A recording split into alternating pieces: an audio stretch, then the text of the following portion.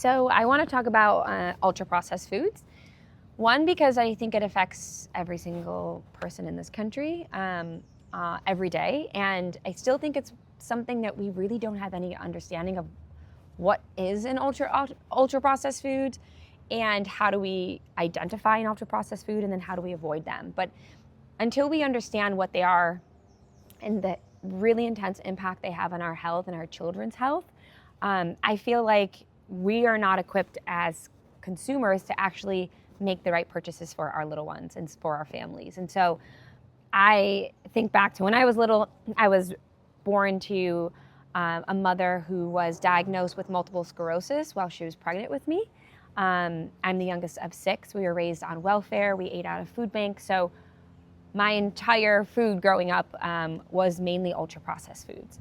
And I realized that even though we grew up on these foods, ultra-processed food is a problem for everybody, for every family, because there's ultra-processed foods that are really designed to look like healthy products, but they're still just ultra-processed foods at the end of the day.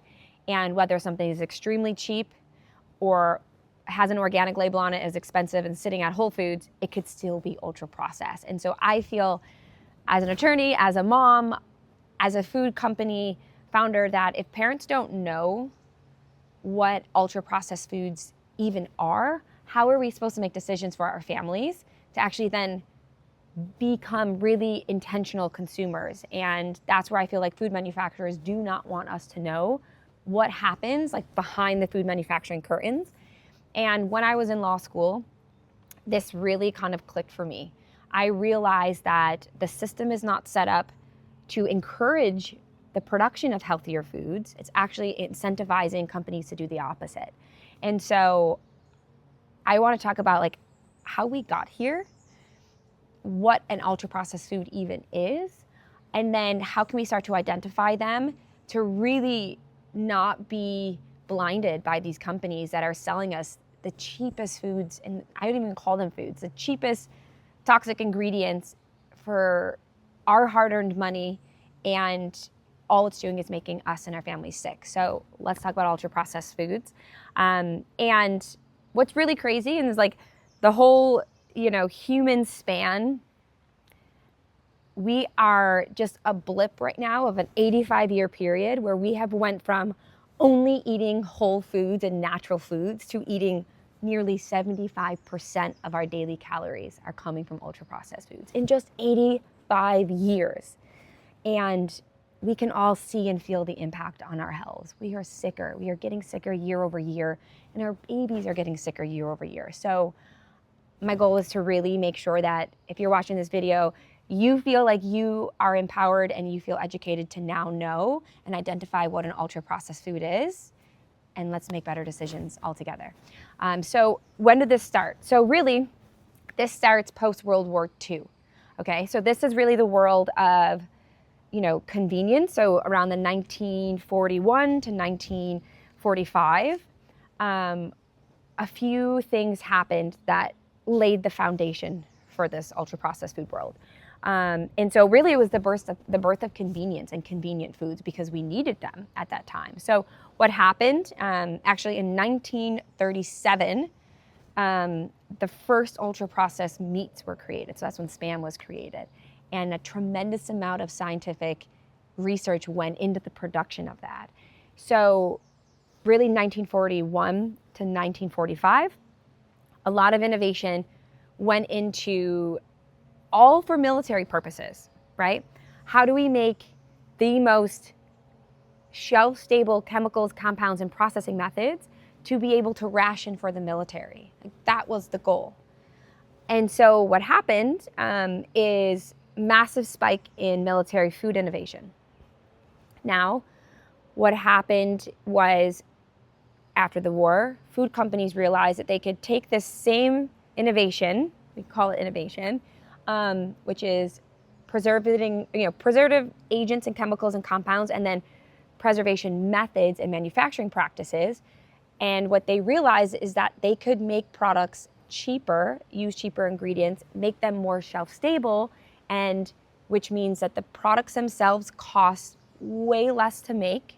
They sit on shelf longer, so that way their profit margins skyrocketed, and it replaced the need for them to have to use fresh ingredients. And so the 1940s to 50s was the absolute peak of ultra-processed food production in the U.S. And what's really, disheartening is that consumers were sold a message that it was for their benefit. It's for your benefit. We're making your life more convenient. We're saving you time. And so it felt very genuine, because here are, busy, now sometimes dual working families, where now convenience is the thing that we're searching for. And so the food manufacturers really preyed on that natural instinct, and then started selling us these foods one by one, introducing them at different moments throughout the day. And here's where we are now. So essentially, this was war technology and war food science innovation that then was used to make food cheaper and sold to us. And so 85 years, that's it. Just this last 85 years, we've been having these ultra-processed foods.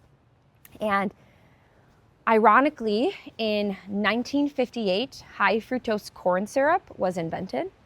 And that same year, 1958, regulatory changes happened that dramatically opened the door to give food manufacturers even more ability to make more ultra-processing happen. And so this is the Food Additive Amendment of 1958. And what happened, it created a list called GRAS, so generally recognized as safe, which means that a food manufacturer could create a food substance or a compound, additive, or chemical that, as long as it was generally recognized as safe, they did not have to get pre-approval by the FDA to put it into the market, which means the food manufacturers now, they own the duty and the responsibility to make something safe. And that's the conflict of interest that really kind of clicked for me in law school. How, if I kind of thought, like most people in the US here, that if it's sold at our grocery stores, if it's sold here, it has to be safe. The FDA had to have proved this. But that's not actually the case. The burden's on the food manufacturer.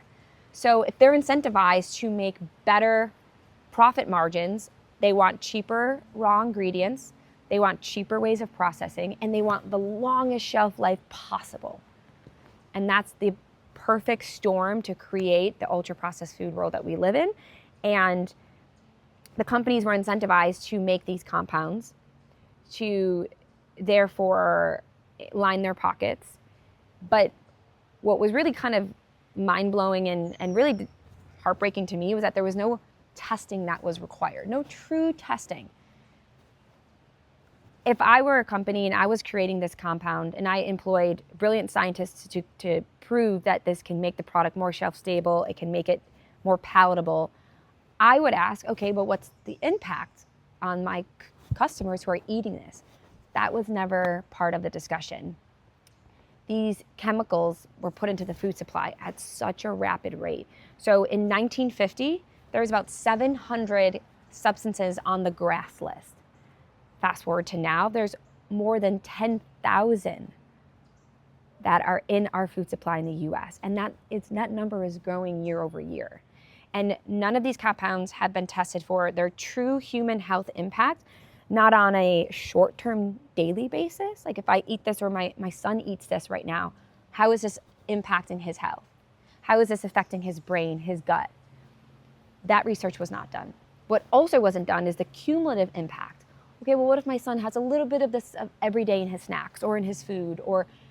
And then what was also not tested was the impact of all of these chemicals in our bodies at the same time, short-term and long-term.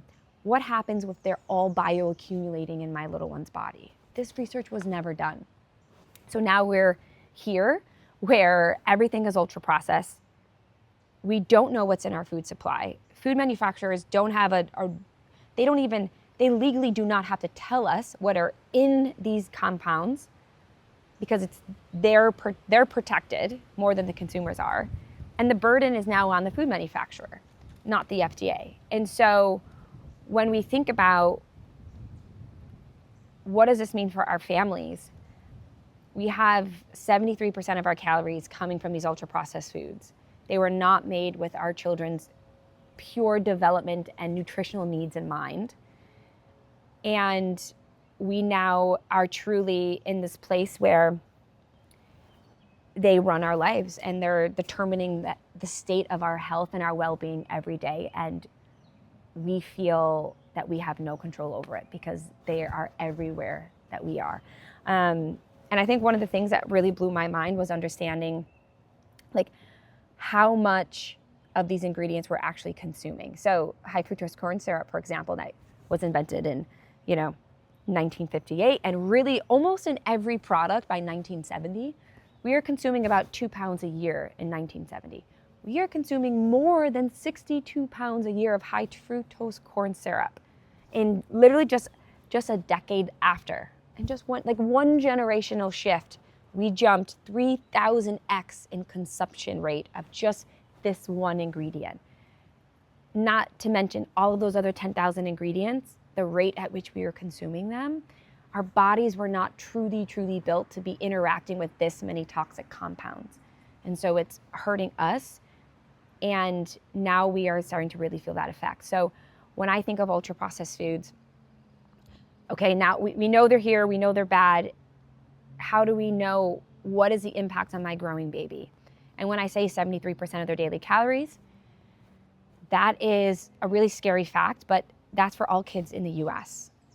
And even though a lot of these brands are, labeled as organic, if you actually flip the label over, those ingredients, it really makes up it's the standard formula.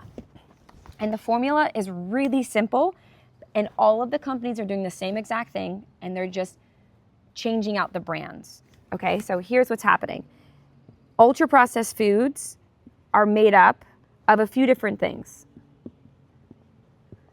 Flours and starches, plus some type of refined industrial oil or fat, plus additives. Now, you could literally go to the grocery store and pull off any brand and it would fit into the same exact formula. The bulk of it is going to be flours, starches, sugars, a combination of a highly industrialized processed fat or oil to bind it all together. And then because it tastes like nothing, because all the nutrients have been cooked out of it, they have to add in additives. And these additives can be doing lots of different things. This could be adding the flavor back in because it was destroyed. It could be making it preserved. So preservatives, it could also be improving the texture to make it more palatable. So emulsifiers and these different agents. But regardless of the brand, if we go to the grocery store, especially the baby aisle right now, and we look and we flip over every package, it's some combination of this. And really, these are the cheapest ingredients. And these are industrialized, commoditized ingredients. These are not whole foods. These are not things that our body should be eating and consuming on a daily basis. And what really happens when ultra processing occurs, right? So if I had to summarize it, there's really two things that are happening when we're eating ultra processed foods. A few things that happen behind the food manufacturing curtains is all about processing. It's high heat, high pressure, it's extraction, chemical extraction typically, and then basically taking a food like an oat or wheat or rice or anything of that nature and modifying it so much that it no longer resembles the natural state of how it was grown on this planet. And because they have adulterated it so much, and not only does it look and taste like it should, but it also doesn't have the nutritional value. So ultra-processed foods, essentially, what happens is all the nutrition is completely destroyed and denatured. So the nutrition goes down, but unfortunately, harmful compounds are increasing. So these are carcinogens, acrylamides, advanced glycation end products. Really toxic byproducts of ultra processing are literally being created every time that food is subjected to a stage or form of ultra processing. So it's really it's a double whammy that's happening. all the nutrition and the reason why we're even eating it is being depleted. And then all the stuff we don't want in our babies' bodies is increasing. And that's why ultra-processed foods are so bad for us. And if we can kind of think about it for a minute, if our babies are growing at such a rapid rate, that first 1,000 days of life, their first foods to age 2, like this is when they're eating food, and it's not only biologically programming every cell in their body, but 95% of the children in the US are missing an essential nutrient every day that their body needs to thrive properly. And now we're introducing about 73% of their calories as these type of foods. That means we're stacking the deck against them. We are not giving their bodies the tools that they need to thrive in that daily development, but we're also giving them toxic compounds that they have to now fight even harder to get out of their system, right? And our little ones do not have the ability to filter and detox toxins the same way that adults do. So it's even more harmful for our little ones in that really critical window of life to be eating these ultra-processed foods. And so what we're seeing is that we are not set up for success as parents. We are allowing these ultra-processed foods to adulter our baby's palate, reduce their likelihood of developing properly. And we as parents and as moms, we're the ones that have to hold the guilt and the stress of it every day. And we feel alone in this because I have not spoken to one mom or dad who doesn't feel pretty defeated on a daily basis about their little one not getting the nutrition that they need, but their little one's not wanting it anymore because their palates have been hijacked from these ultra-processed foods. So they want these ultra-processed foods like Cheerios and Fruit Loops and all of this junk and Goldfish and Cheez-Its and these things that have been so chemically altered to be addictive to our babies that they're smacking away the broccoli. They don't want the whole foods anymore. And it's heartbreaking to us as parents because all we want is for our babies to absolutely thrive and flourish in this window of life. But the deck is stacked against us. Once a child has this type of food, their brain is going to be chemically wired to want it even more. And one of the scary things is because of the way the regulatory system is set up, so many lawsuits have been brought against big food, about 10 food manufacturers who really own most of the ultra-processed food supply in the world. So many lawsuits have been brought against them by individuals, by consumer groups, because parents feel like not only are they being deceptive about how they're labeling and marketing this to our children, but all of the really, really sketchy research that has gone in, hundreds of millions of dollars has been invested by these companies to formulate and make these foods so hyper palatable and addictive that it almost feels like we truly have no say. Once a child has these foods, of course, their brains are going to be addictive. And just in the last few years here, there's another lawsuit that was filed against these deceptive practices of intentionally making addictive foods and then marketing it to children. And what's really crazy is that a lot of these companies, in some of the disclosure, not all of it, had to release some of this research that they had done. And they employed brilliant chemical and food scientists and engineers to literally engineer these compounds so that they interacted with the human brain in a way that was more addictive than drugs. And they used brain imaging, they used addictive metrics, the same ones that they use to test for people who are addicted to drugs. They use all of these same methods to invest in food additives to make these things addictive to our families. And as a mom, like, that feels so icky. That feels just so horrible that they get to do this. And oftentimes, they don't even have to put it on the label.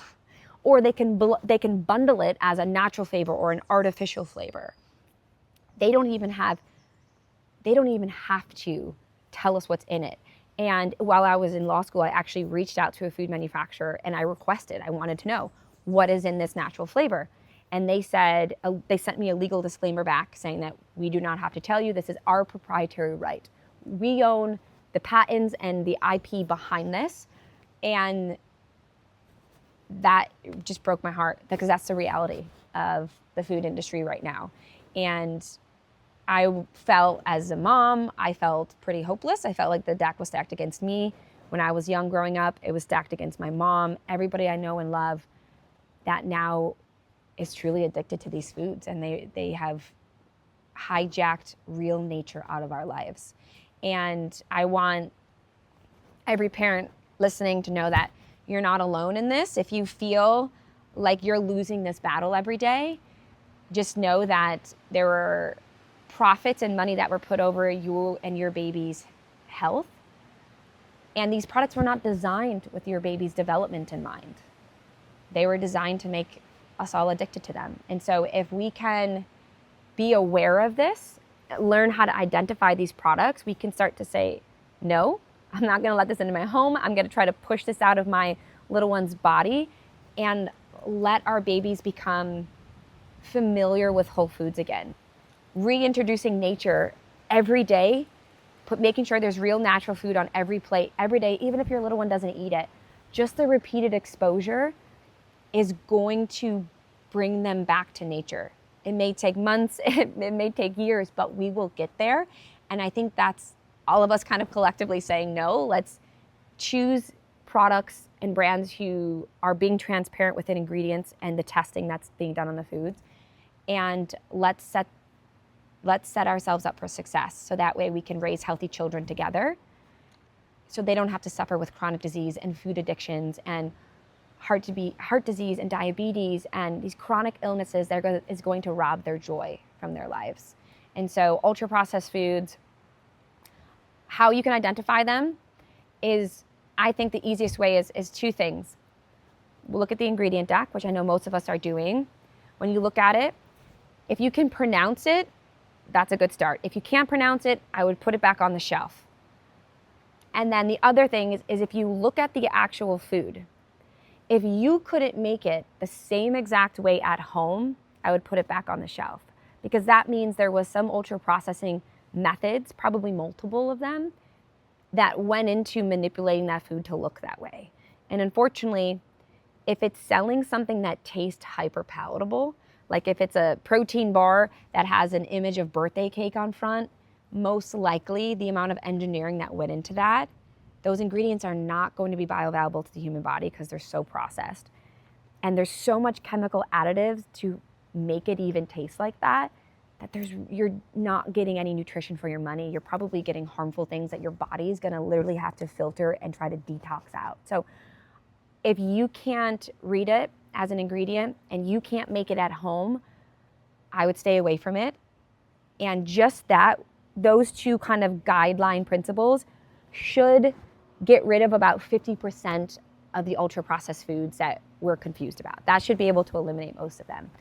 And then the other 50% of maybe this is healthy, maybe it's not, it has organic or all natural on the label. I think for those ingredients, if you have to buy them because of convenience, try to go for ones where you can still see the food in its whole form. You can still see the pieces of nuts. You can still see the ingredients themselves individually, not where they're kind of all glued together and homogenized into this package that doesn't look like one singular whole food. Try to be able to identify the actual food items in there, and that should help get most of them out. And then I think the other thing is, let's not be afraid to reach out to the manufacturers. Let's email them, let's call them, let's ask them, hey, I think that you should post on your website what's in it, how it was made, and every single chemical agent that was used in the processing of it. And then I also want to know, what testing have you done on this food? And if brands aren't willing to give you that information, don't trust that brand and don't buy their food. Because that tells us that your baby's health and transparency is not a pillar or not important to that brand, and they don't deserve your hard-earned money. And I've been living that principle and really trying to protect my son's palate because I want him to thrive. I want him to feel incredible when he's older. I don't want him to worry about waking up and feeling well. I want that to be the automatic state of every child. And if we don't do that, our children are going to most likely develop chronic disease in their early teens, and it's going to manifest in their early 20s and 30s. This is what we're seeing now. So let's fight against ultra-processed food products. Let's vote with our dollars and say no to them. And let's all do better to make this world a healthier place for our babies. And I think we're going to be seeing incredible changes in our children's health.